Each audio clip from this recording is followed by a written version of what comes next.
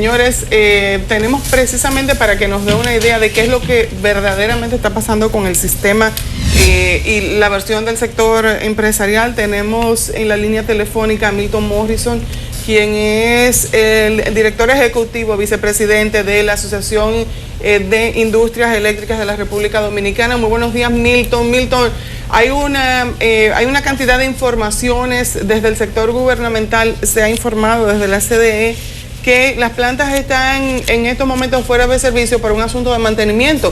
¿Cuál es la situación? ¿Cuál es la versión por parte del sector industrial? Sí, bueno, muy buenos días, Elisa, Franklin, Karina, un placer estar con ustedes. Miren, la realidad, lo que ocurre en los actuales momentos es lo siguiente. Nosotros hemos planteado que el hecho de que se estén produciendo estos apagones prolongados no es meramente por la razón de que han salido dos plantas que son Itabo 2 y una de los motores de la CESTE, como que esa es la razón fundamental de los apagones. Entonces, primero hay que señalar, esas dos plantas que están en mantenimiento programado, en la planificación de mantenimiento aprobada en el organismo coordinador el 30 de noviembre del año 2015, ya se decía que para esta fecha esa planta se le iba a dar mantenimiento. Es decir, todas las autoridades y agentes del sector tenían la información. O sea, es un mantenimiento programado, no una salida impetuosa que ha producido y ha desequilibrado el sistema. Entonces, ante esa situación, las autoridades, la distribuidora y los demás organismos tenían toda la posibilidad de prever esa salida y compensar con otro tipo de generación que existe en el parque de generación, valga la redundancia. Lo que sucede es que se toman medidas en función de lo que entienden son los costos de las plantas de generación. Me explico. Hay plantas de generación que no están generando porque bajo el criterio que se tiene dicen, no, esa planta tiene un precio más caro que otra y por tanto yo no la voy a entrar. Entonces, bajo esa lógica, entonces se permite que hayan apagones en vez de utilizar una generación que podría ser más costosa que otra. Pero hay un elemento fundamental. Las hidroeléctricas, que son las generadoras que pertenecen al gobierno, están prácticamente en el suelo, no están generando prácticamente nada por el tema de la sequía. Entonces yo creo que también hay que agregar a la situación lo siguiente: los apagones que se producen diariamente en la población dominicana son racionalizados y producidos por las empresas distribuidoras bajo la lógica de lo que ellos llaman gestión de la demanda. ¿Qué es la gestión de la demanda? Es que diariamente programan y dicen, solo vamos a servir tal cantidad de energía a la población porque los niveles de facturación y cobro que tenemos en ciertos circuitos no son suficientes para brindarle toda esa energía porque no perdemos. Entonces, he mencionado ahí tres factores que se han combinado para que se esté dando la situación hoy en día. Quizás una falta de planificación de quienes debieron prever que con la salida de esa planta debió sustituirse con otras que existen en el mercado. El segundo factor, la caída de la generación de las empresas hidroeléctricas en cuanto a la producción de energía. Y lo tercero, la gestión de la demanda que hacen las empresas distribuidoras. Entonces, por eso, y ya concluyendo este primer comentario, es que nosotros de plano rechazamos el hecho de que se quiera decir a la población de que los apagones son propios de una presión o algo que han producido los generadores privados.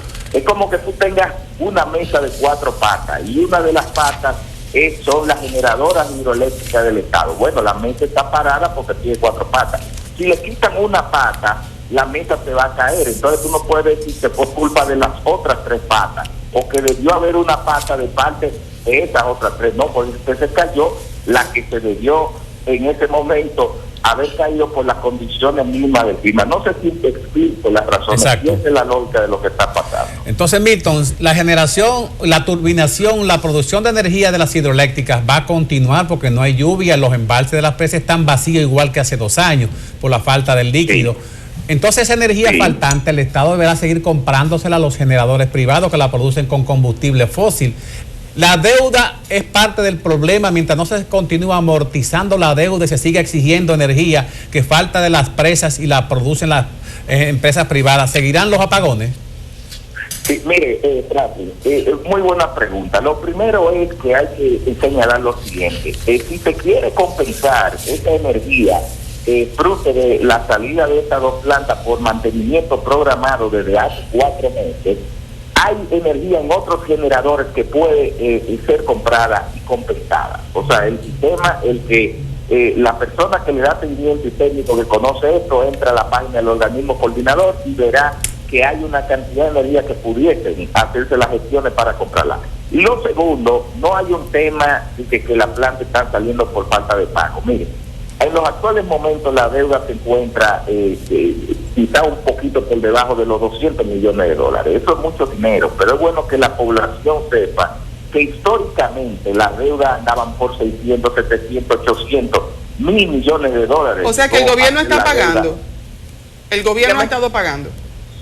Sí, porque hubo un acuerdo en septiembre del año pasado que el gobierno hizo a través de un pool de bancos, incluyendo el Banco de Reserva, y se pudo buscar un mecanismo y se redujo la deuda a niveles históricos, como nunca había estado. O sea que no hay presión por el tema de la deuda. Y hasta en los momentos que ha sido muy alta la deuda, las empresas generadoras han seguido generando. Lo que nosotros apelamos es que el sector eléctrico y a la sociedad dominicana hay que llevarle transparencia en cuanto a la información. La gente, hasta que tanto del sector público y el sector privado no se eduque a la población y se le digan las cosas como son, se van a seguir generando todas estas cosas. Mira, hay una cantidad de personas que reciben apagones diarios y ellos no saben por qué. Bueno, la distribuidora tiene que decirle que diariamente ellas cortan entre el 15 y el 20% de la demanda, precisamente porque ellos dicen que hay varios que no le pagan.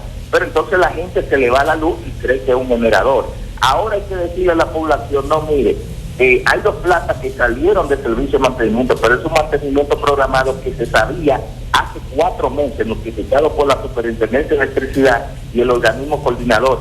Nosotros debimos haber hecho las previsiones para que esa energía faltante se supliera con otra del mercado y no tomar la decisión de no comprar energía para, en vez de dar apagones, porque el apagón es más costoso que el kilovatio hora de la planta más costosa del sistema. O sea, lo que más cuesta es la falta de energía. Y eso es algo que ojalá se entienda en República Dominicana, porque sin energía no hay desarrollo. Bueno, eso es igual que el tema de la salud. Si no lo vemos desde una óptica preventiva, lo catastrófico entonces arropara el sistema. Pero partiendo de 3 pilares esenciales: alta facturación, por un lado, las causas que alega la CDE, que la podemos resumir en el tema de averías, supuesto mantenimiento y razones comerciales, y por otro lado, el tema que alegas de las distribuidoras de energía eléctrica, cito textualmente, gestión de la demanda. ¿Cuál es la verdadera situación para la población que tiene alta facturación por una energía eléctrica que en la realidad no recibe, pero debe asumir por un tema que tienen las generadoras, pero se le carga a la población dominicana? Eso es lo que da la ecuación.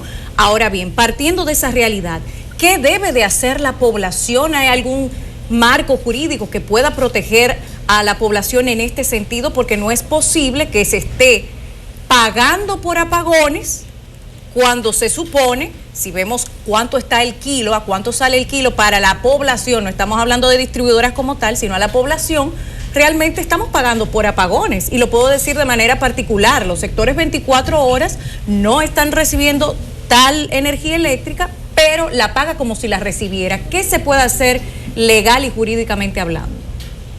Sí, mire, Karina, realmente usted toca varios temas fundamentales. Déjeme ver cómo lo resume. Mire, el tema de la problemática eléctrica, tanto en lo que concierne a los apagones, en lo que concierne a lo que podría ser la inclusión de mayor capacidad de generación, y lo que concierne a lo que tiene que ver con el tema de la tarifa, que se pueda transparentar y reflejar los costos reales, reside en una sola cosa: incumplimiento de la Ley General de Electricidad y sus reglamentos.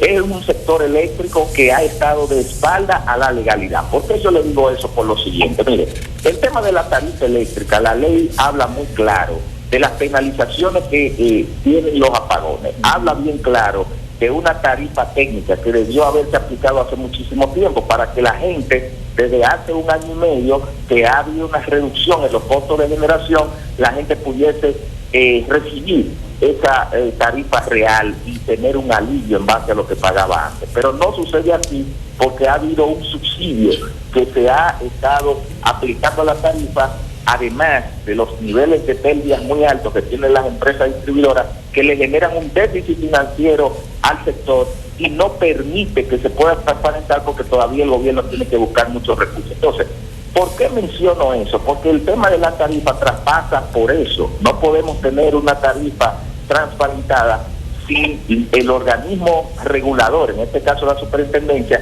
que está de manos atadas y no puede aplicar la ley. Segundo, si se aplican subsidios que no son focalizados.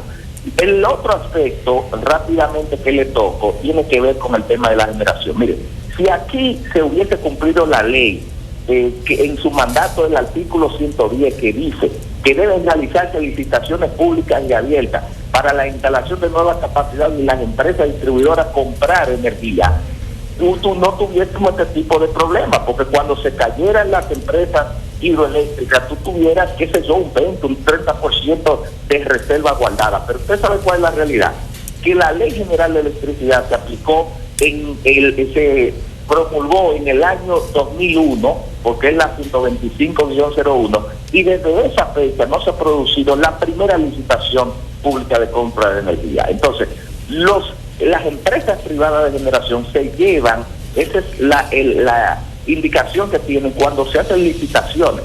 En junio del año 2015 se anunció que se iba a hacer unas licitaciones para cumplir el tema de los contratos que se venden. Vamos casi para junio, hace un año, y no se ha cumplido. Entonces, lo que yo le quiero significar con todo esto es que el sector eléctrico tiene que llevarse a la legalidad, porque el hecho mismo que una persona esté pagando por una energía y sobre eso lo que le estén dando son una cantidad de horas de apagones, es un sistema injusto, porque la gente no paga por apagones. Usted, por ejemplo, está pagando por 24 horas de electricidad, pero mientras existan estos subsidios dislocados, mientras existe el incumplimiento de la ley, mientras las distribuidoras no reduzcan sustancialmente las pérdidas que tienen, mientras no haya un mercado más competitivo, entonces en esa misma medida no tendremos solución al problema. Milton, ya para finalizar me gustaría saber algo.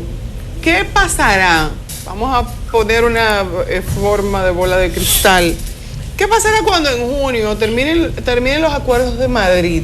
¿Qué pasará con el sistema energético nacional? Sí, mira, con el sistema va a pasar lo siguiente, que en vez de, va a pasar lo que ha estado pasando ahora. La mayoría de los generadores, en términos cuantitativos, se le han vencido los contratos. Ya de los famosos acuerdos de Madrid solo quedan 2 o 3 contratos pendientes. Después el resto de las empresas están vendiendo energía y se la están comprando la distribuidora y se ve a través del mercado spot. Simplemente se van a quedar sin contrato, van a vender en el mercado spot y seguirán generando. Eso es lo que va a pasar, no es que va a haber un colapso. Ahora, la pregunta es si eso es bueno o eso es malo. No, mire, en los mercados eléctricos de funcionamiento, como debe ser, debe haber un mercado de contratos, porque es como cuando usted se muda en una casa. Los contratos son los instrumentos legales que le permiten a usted decidir. O sea, usted si no tiene contrato con una gente, usted no puede garantizar de una u otra forma una cantidad de potencia o energía determinada. Ahora, va a seguir funcionando la generación, Elisa, pero no es lo correcto, porque en el librito y en cualquier parte del mundo, no en República Dominicana, esos contratos que se fueron venciendo debieron irse reemplazando por otros contratos que nosotros desde hace más de 3 años lo hemos estado diciendo, que se cumpla la ley, sea a través de procesos de licitación transparentes, públicas, competitivas, pero no se ha hecho caso a eso y seguiremos generando, pero habrán distorsiones que gracias a Dios, y con esto concluyo, tenemos un mercado spot que gracias a la reducción de los precios internacionales está con precios muy bajos generando. Entonces vamos a entrar en ese tema, pero también hasta el mismo mercado spot, y lo digo esto para que la ciudadanía entienda a veces los problemas regulatorios que hay en el sector más allá de lo que se ve. El mercado spot tiene lo que le llaman un precio tope, un price cap, que es una especie casi de violación al libre mercado.